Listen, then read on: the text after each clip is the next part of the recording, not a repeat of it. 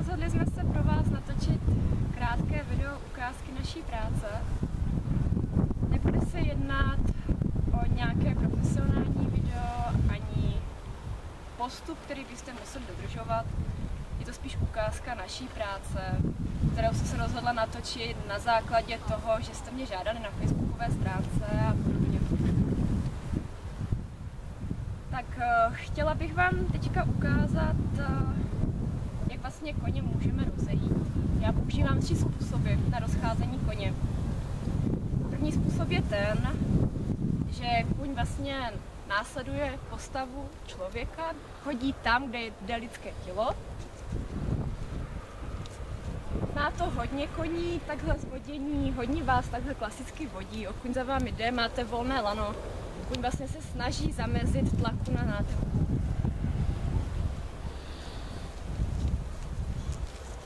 Aniž bych musela používat nějaké další pomůcky. Tady v tomto případě je i celkem jedno, kde se nacházím, jestli před koněm nebo vedle koně. Zásadní je, že ten kůň prostě jde tak, jak jdu já. Což znamená, když já se třeba najednou i rozhodnu jít dozadu, tak on taky potom půjde dozadu. Když půjdu dopředu, on půjde dopředu.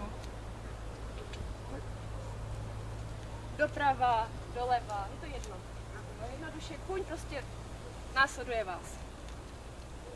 Druhý způsob je ten, že kůň se rozejde, aniž byste se vy rozešli sami. Takže kůň následuje ruku, kůň jde za vyslání. Kam ukážu, tam kůň jde.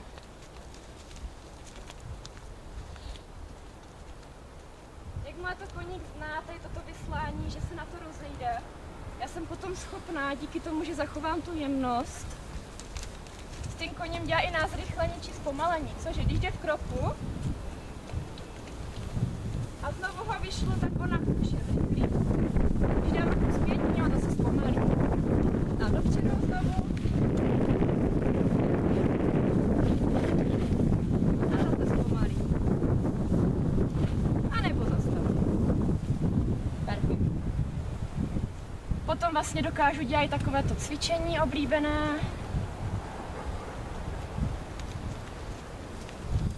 Že já stojím a kůň chodí. Já vlastně mu jenom ukazuju, kam má chodit, kam má jít. Případně, aby si změnil směr, aniž bych použila druhou ruku. Konec lana, bič, lůku. Kůň následuje tu ruku.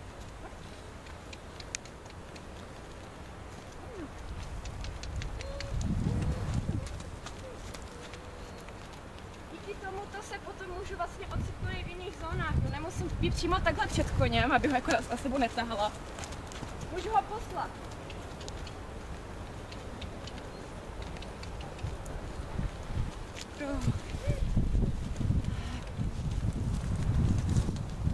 Samozřejmě s tím druhým způsobem se dá dělat strašně moc dalších věcí.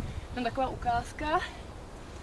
A třetí způsob je vlastně rozcházení koně od zádě.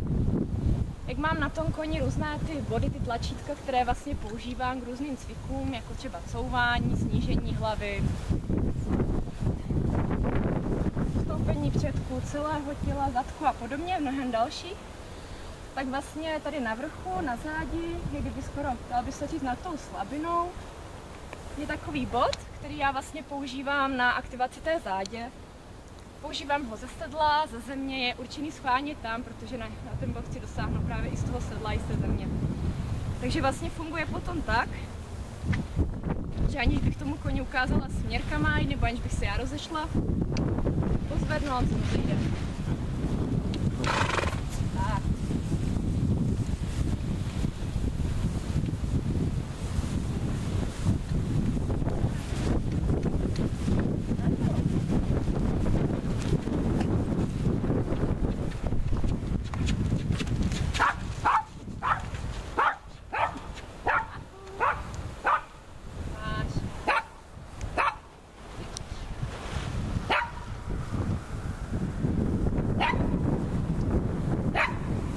Když budete s koněm mít zvládnuté tyto 3 způsoby, protože když potom se rozhodnete, že chcete dělat něco složitějšího, něco dalšího, různé ohýbání a podobně, tak ono se to nikdy nezdá, ale je fakt dobré, když umíte tyto všechny 3 věci zkombinovat. Když třeba potom toho koně vlastně dokážete rozejít na ruku, On vám, jak kdyby na to vyslání se rozejde a vlastně potom máte volný prostor k tomu, abyste potom koně požadoval třeba nějaké takové ohnutí, jo? Aby se ohl.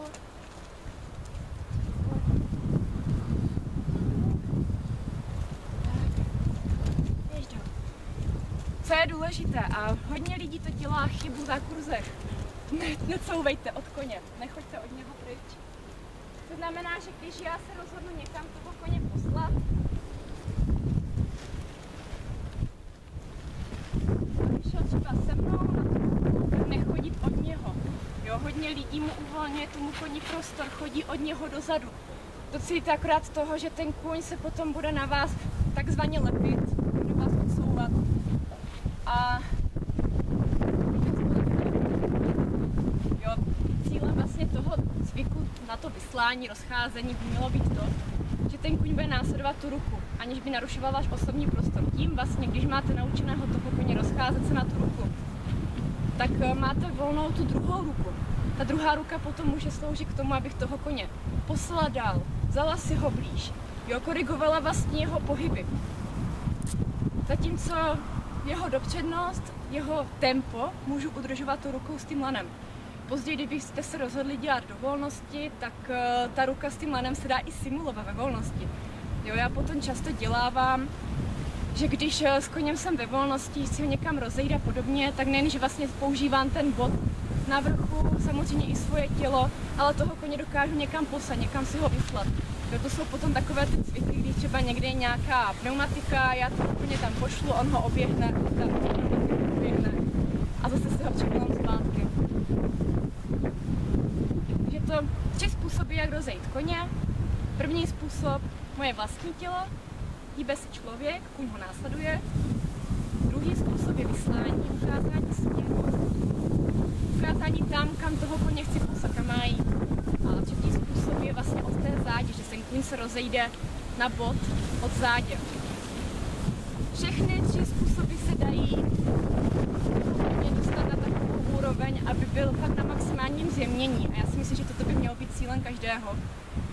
Aby jsme jak na ten bod nemuseli ťukat, ale už třeba jenom fakt ukazovat a mohli to potom zprostupnit do větších vzdáleností, tak zároveň vyslání, aby jsme toho koně netahali, jak se říká, rádoby vzdutou kost, ale aby jsme opravdu ukázali a ten kůň šel.